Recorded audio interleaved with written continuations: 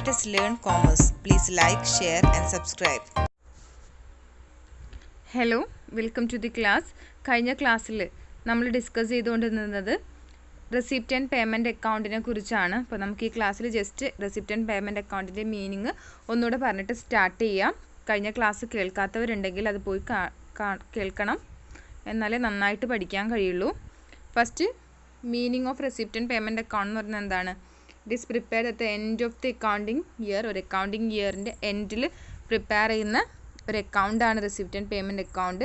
On the basis of cash receipts and cash payments.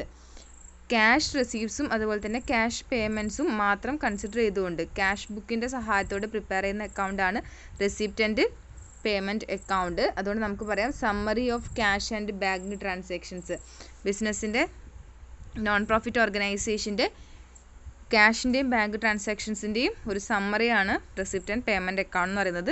ഇതിൽ നമ്മൾ എല്ലാ റെസിപ്റ്റ്സിനെയും എല്ലാ പേയ്മെൻറ്റ്സിനെയും സം ചെയ്തിട്ട് അല്ലെങ്കിൽ സമ്മറി ആക്കിയിട്ട് എഴുതിയിട്ടാണ് receipt and payment account prepare ചെയ്യുന്നത്. കഴിഞ്ഞ ക്ലാസ്സിൽ നമ്മൾ receipt and payment account prepare ചെയ്യുന്ന സ്റ്റെപ്പുകൾ എന്തൊക്കെയാണ്, അതുപോലെ തന്നെ റെസിപ്റ്റ് ആൻഡ് പേയ്മെൻറ്റ് അക്കൗണ്ടിൻ്റെ ഫോർമാറ്റ് എന്താണെന്നുള്ള കാര്യം പറഞ്ഞിട്ടുണ്ടായിരുന്നു. ഒന്നുമില്ല, ഡെബിറ്റ് സൈഡ് അല്ലെങ്കിൽ ലെഫ്റ്റ് സൈഡിൽ റെസിപ്റ്റ്സ് എഴുതണം, റൈറ്റ് സൈഡിൽ പേയ്മെൻറ്റ്സ് ആണ് ഉണ്ടാവുക. അപ്പോൾ റെസിപ്റ്റ് സൈഡ് ഡെബിറ്റ് സൈഡാണ്, പേയ്മെൻറ്റ് സൈഡ് ക്രെഡിറ്റ് സൈഡാണ്.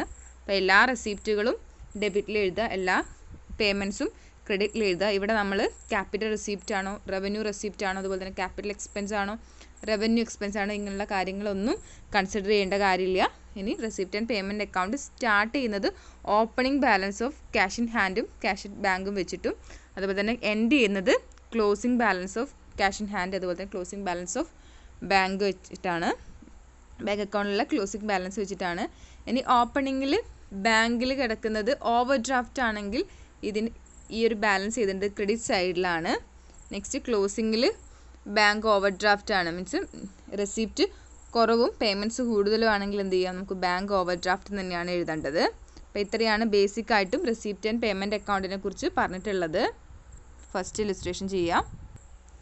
From the following particulars relating to Silver Point, prepare a receipt and payment account for the year ending 31st March 2017.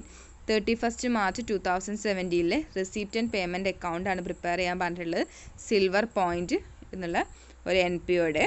അപ്പോൾ നമുക്ക് എന്ത് തന്നിട്ടുണ്ട്, ഓപ്പണിംഗ് ബാലൻസ് ഓഫ് ക്യാഷും ബാങ്കും തന്നിട്ടുണ്ട്, opening balance cash in bank. Next subscriptions, receive ചെയ്തിട്ടുള്ള subscriptions തന്നിട്ടുണ്ട്. Sale of റിഫ്രഷ്മെൻറ്റ്സിന് വേണ്ടിയിട്ട് നമ്മൾ വാങ്ങിച്ചു വെച്ച കുറച്ച് എക്യുപ്മെൻറ്റ്സ് എന്തെങ്കിലും കാര്യങ്ങൾ സെയിൽ ചെയ്തിട്ട് കിട്ടിയ വരുമാനമാണ്, ഇൻകം ആണത്. അപ്പോൾ എന്താണ് അത് തന്നിട്ടുണ്ട്. എൻട്രൻസ് ഫീ റിസീവ്ഡ്, അപ്പോൾ എൻട്രൻസ് ഫീ എത്ര കിട്ടിയിട്ടുണ്ട് തന്നിട്ടുണ്ട്. അപ്പോൾ ഇതെല്ലാം എന്താണ്, ഓപ്പണിംഗ് ബാലൻസ് ഉണ്ട്. ഓപ്പണിംഗ് ബാലൻസ് ഫസ്റ്റ് എന്ത് ചെയ്യണം, റെസിപ്റ്റ് ആൻഡ് പേയ്മെൻറ്റ് അക്കൗണ്ടിൻ്റെ ഡെബിറ്റ് സൈഡിൽ എഴുതണം. നെക്സ്റ്റ് ഇതെല്ലാം എന്താണ്, സബ്സ്ക്രിപ്ഷൻ ടു സെയിൽസ്, ഇതെല്ലാം NPOനെ സംബന്ധിച്ച് റെസീപ്റ്റ്സ് ആണ്. ഇനി നമുക്ക് ക്രെഡിറ്റ് സൈഡിലെ പർട്ടിക്കുലേഴ്സ് നോക്കാം. Sale of old sports material, എന്താണ്, ഓൾഡ് സ്പോർട്സ് മെറ്റീരിയൽ വിറ്റ് കഴിഞ്ഞാൽ എന്ത് കിട്ടും, ക്യാഷ് കിട്ടും. അപ്പോൾ എന്താണ്, റെസീപ്റ്റ് ആണ്. ഡൊണേഷൻ റിസീവ് ഫോർ പാവിലിയന് കിട്ടിയ ഡൊണേഷൻ, അതെന്താണ്, ഡൊണേഷൻ കിട്ടുകയാണ്, അപ്പോൾ റെസീപ്റ്റ് ആണ്.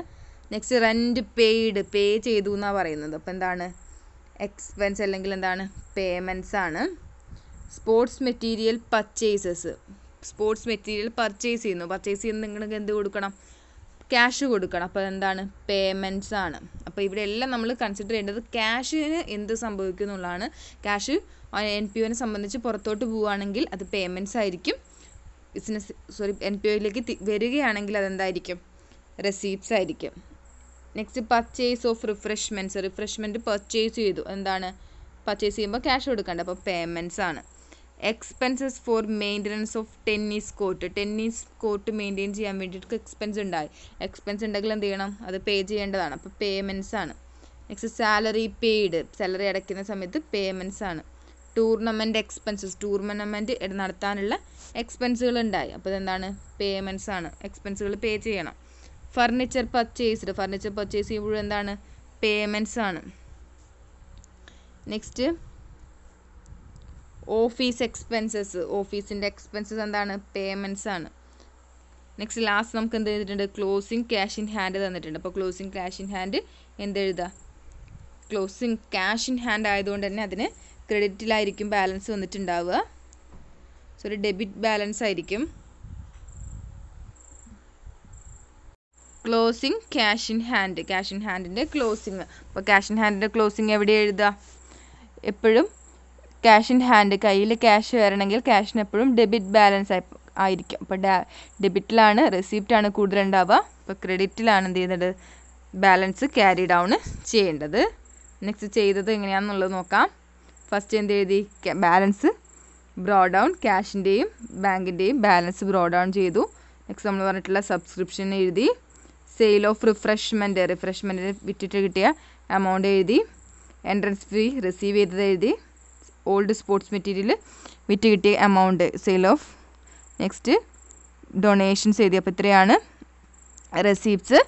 പേയ്മെൻറ്റിൽ എന്തൊക്കെ വരും, നമ്മൾ നേരത്തെ ഐഡൻറ്റിഫൈ ചെയ്താണ്. Rent paid, sports material purchased, purchase of refreshment, maintenance expense four tennis court, salary, tournament expense, furniture purchased, office expenses. അതുപോലെ തന്നെ ബാലൻസ് ക്യാരി ഡൗൺ നമ്മൾ പറഞ്ഞു. ബാലൻസ് വേണമെങ്കിൽ എന്ത് വേണം, ക്രെഡിറ്റിൽ ആയിരിക്കും റെസീപ്റ്റ്സ് കൂടുതലും. അതുപോലെ തന്നെ പേയ്മെൻറ്റ്സ് കുറവായിരിക്കണം. അപ്പോൾ ക്രെഡിറ്റ് സൈഡിലാണ് ബാലൻസ് വരിക. ക്യാഷിൻ്റെ ബാലൻസ് എഴുതി. നെക്സ്റ്റ് ഇത് ടാലി ചെയ്തു, നമ്മൾ ബാലൻസ് ചെയ്യാണ്. ബാലൻസ് ചെയ്യുന്ന സമയത്ത് വീണ്ടും റെസിപ്റ്റ് കൂടുതലും പേയ്മെൻറ്റ്സ് കുറവുമാണ്. അതിന് കാരണം എന്താണ്, അവിടെ ബാങ്ക് അക്കൗണ്ടിൽ ബാലൻസ് വരുന്നതുകൊണ്ടാണ്. അപ്പോൾ ബാലൻസിങ് ഫിഗറിനെ നമ്മൾ എന്ത് എഴുതി, ബാങ്ക് എന്നെഴുതി. 6600 ആണ് ബാങ്കിലെ ബാലൻസ്. ഈ രീതിയിലാണ് receipt and payment account prepare ചെയ്യുക. അടുത്ത ക്ലാസ്സിൽ ഇൻകം ആൻഡ് എക്സ്പെൻഡിച്ചർ അക്കൗണ്ട് എങ്ങനെയാണ് പ്രിപ്പയർ ചെയ്യുന്നത് നോക്കാം. താങ്ക്